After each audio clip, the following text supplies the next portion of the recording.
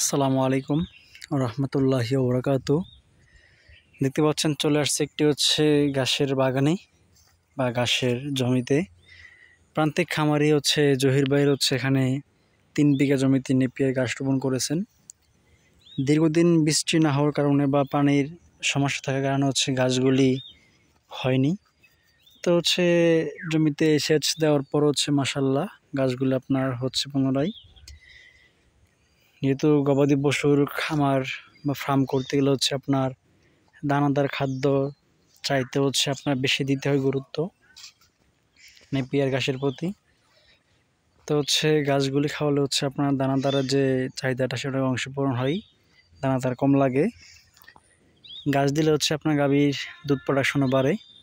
সে হিসেবে আপনারা গাছ চাষের প্রতি উদ্যোগ নেবেন, যাতে করে সফলভাবে আপনারা ভালো পরিসরে ঘাস উৎপাদন করতে পারেন এবং পশুকে খাওয়াতে পারেন। তাহলে আপনাদের কস্টিংটা কমে যাবে। ধন্যবাদ।